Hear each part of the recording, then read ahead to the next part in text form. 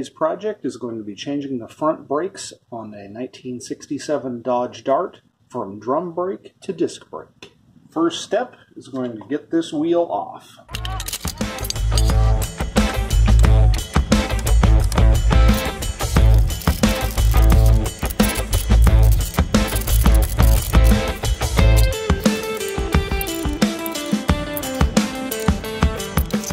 These old school drum brakes on the front, the bearing hub and the drum are all one piece, so we have to take this dust cap off and disassemble so we can pull the entire hub out with the drum.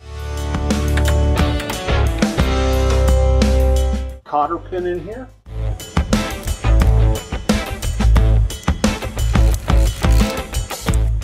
The next step is going to be removing all these brake assemblies. We have these four nuts that hold it to the spindle. We can't just take those off because the brake hardware is probably in the way of this one.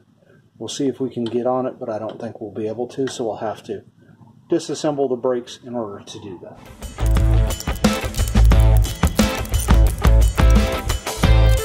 That's far enough for me to be able to get to this nut here.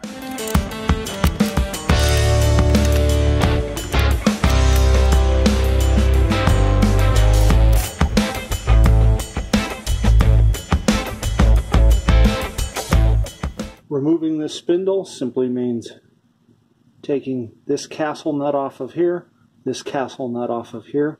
These two bolts also hold it in, but they've already been loosened from taking the backing plate off.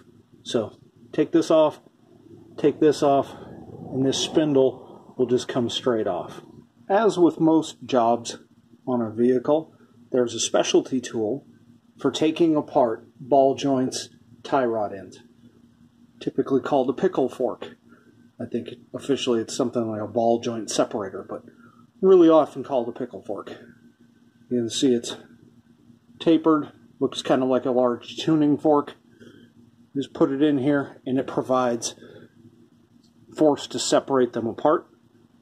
Same thing here. Oftentimes, I've found, especially if you can have a load on it, so there's a load pulling on it, if you take a couple of hammers and hit it on both sides that the stud goes through, it'll oftentimes just separate from the shock wave from the two hammers. So we'll try it that way first. If that fails, we'll move on to the pickle fork. And you can see it just released.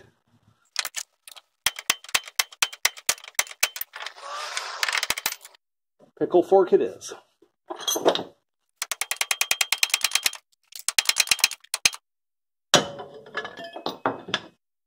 One of the reasons I'm not a fan of the pickle fork is it goes in right like this, and it tends to be really hard on these boots. You can see this boot doesn't really matter. It's really, really shot. And this tie rod end is going to be replaced. But if you're not going to replace them, it's really hard on these boots, tears them up, and then dirt can get in there and prematurely wear them out. So that's why I usually try to avoid using them.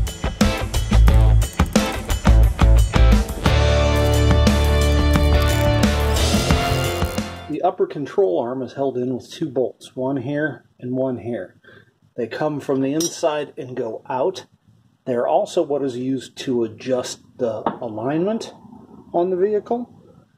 So we just reach in, get a 3/4 inch on them, and then take them off out here. So these camber bolts can be a real pain to get out. It has a washer on the outside here and one on the inside. It causes this bolt to move forward and back in a slot here and here, which controls the position of this upper control arm. Same thing over here. Now this one is really, really worn. You can see there's a bushing that goes through here, and it's got a metal shell with rubber in between. And if I rotate this, you can see right here, this is part of the shell of the bushing. You can see it's turning. So what's happened is this bolt is rusted into this shell of this bushing. So what I've done is I've sprayed a bunch of penetrating oil in here. So what I'm trying to do is work the bolt back and forth and trying to get a hold of this shell to hold it so it stops turning to break them free. Once it's broken free from that shell, it'll slide out.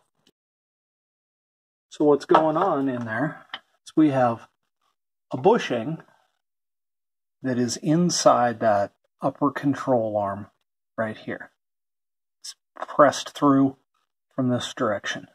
Going through is a camber bolt. Then this is a camber bolt. You can see that the bolt comes through these washers at an offset so that when we rotate it, it causes this to rotate around the center. Used to align the camber of the vehicle. But at any rate, what we've got, we have this runs through the control arm, and then this is in here. This has a steel sleeve. This steel sleeve is pressed into the upper control arm, and it's got an inner steel piece, and then there's rubber in between. So what's happened is this bolt comes through here, and it's rusted. This piece, this inner sleeve, is rusted to this bolt. So when I rotate the bolt, it rotates this middle piece, and this piece stays in one spot. But when I smack on the end of it here, when I try to drive it out, this rubber provides a little bit of cushion, so that helps prevent it from breaking. I'm going to try to take a Sawzall with a metal blade on it and cut right through here and right through here. Control arm, which is attached here, will just pull out, and these two pieces can just fall off both sides. How about a Sawzall with a better battery?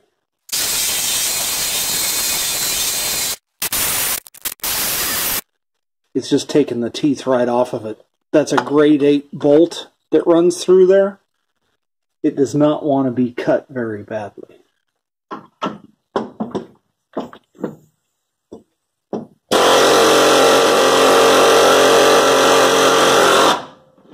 Oh, it moved. See that? She came out a little bit. That's a good sign.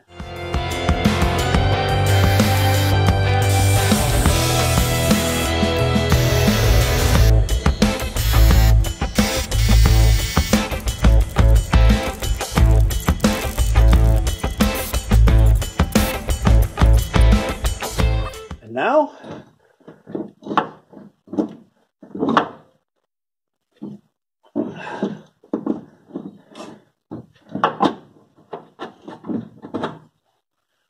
we can pull the control arm out.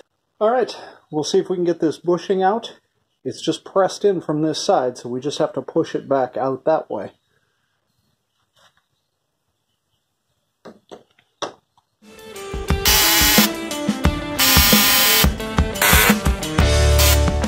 So we got the core and the rubber piece out. But we still have this outer shell that does not want to come. You can see it was just cutting into it rather than pushing it.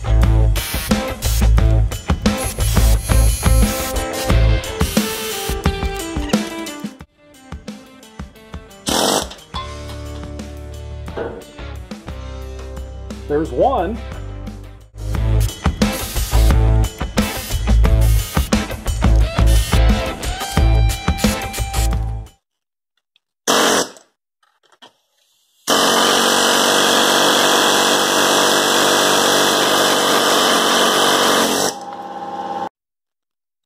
So we got it out.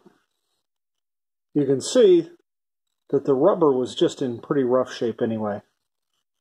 We've got those bushings out. Now I'll clean this up before we put new ones in, but the next fun is this ball joint. It is screwed in to this socket. You can see it's basically 4 sides, so it's a square with the corners rounded off. So it takes, of course, a special tool. I've got this socket here, which is a ball joint socket for a Mopar, but this is probably for a B body. So this is 1 59/64. Since this is an A body control arm, I can put it on here, but you can see, if you look at that hole, how much slop there is. I don't know that I trust that well enough, especially with as rusty as everything is on here. Nicely, it's four-sided.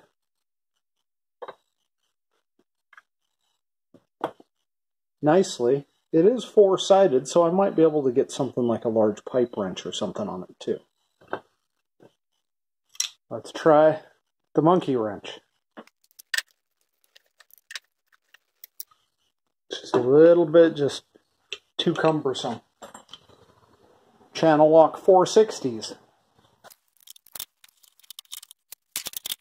Same, they don't want to get in on there. We're going to have to see if this socket might fit, or I'll have to order one. So I've got some steel shim stock here that I use for just whatever. So I've cut a couple of pieces that are the size of these flats. We'll see if maybe just taking up that much space will help. So we'll see if we can get this shim stock in here.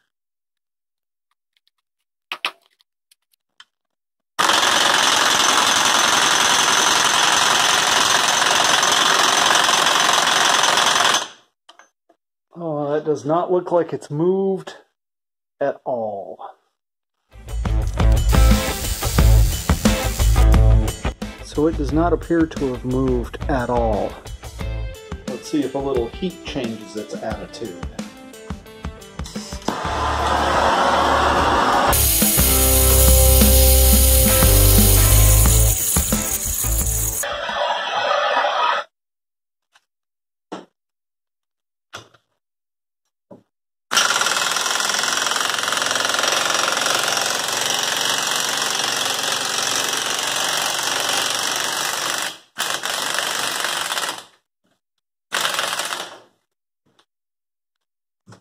And there we go.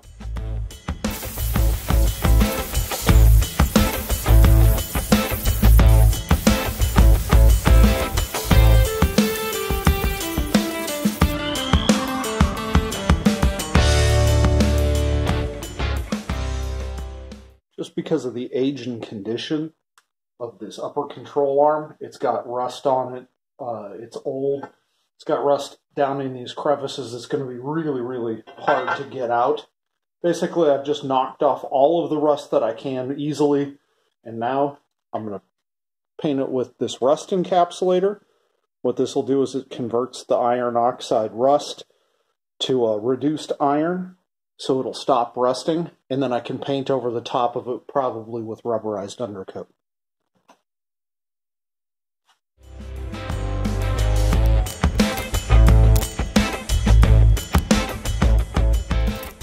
For putting the bushings back into the upper control arm, then just put it in like that. I'm going to use a hydraulic press. I like to use just a large socket. Make sure that when you test it, that this bushing can go into the socket. Put it in there to start it. Center our socket. Get our bushing in there. Center it underneath the ram.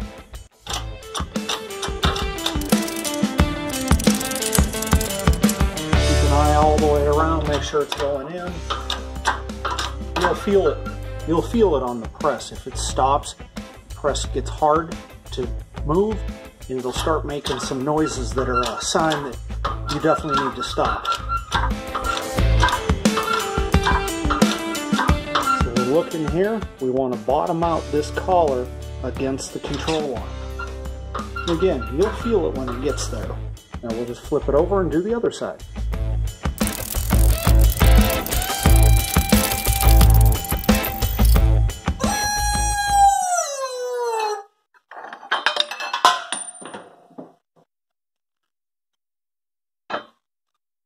And now we have both bushings installed. So you remember when I pulled the old ball joint out, the threads in here, as they were, are a little bit galled. Remember, this is just stamped steel. It's pretty soft. This housing is hardened steel. So when we drive that in there, it's actually going to cut threads if it needs to. So we just need to make sure that it's going to go in nice and tight. So we'll run that in with the impact. It's going to go in, run it all the way down till it seats, and then that's installed. Then we can put in the grease zerk and put on the boot on the back side, and it's ready to go.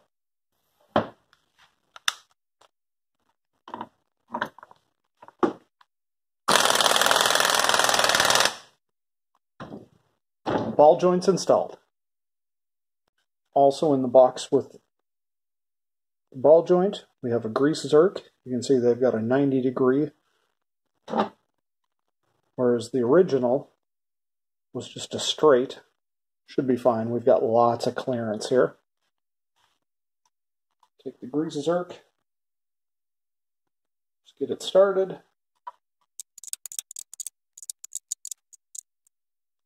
It's in there nice and snug. Want it at least pointing one side or the other so that it's easy to get a grease gun on it. We have the dust boot. That'll go on here. It's not terribly tight right now. It'll go on all the way when I put it on the vehicle. And I'll take the castle nut, put it on here just to prevent me from losing it. So the upper control arm is ready to go back in the vehicle. We're going to break the video here. There's still quite a bit left to do. We need to do some undercoating, some cleanup, and then reassemble all of these pieces. It's just too much for a single video.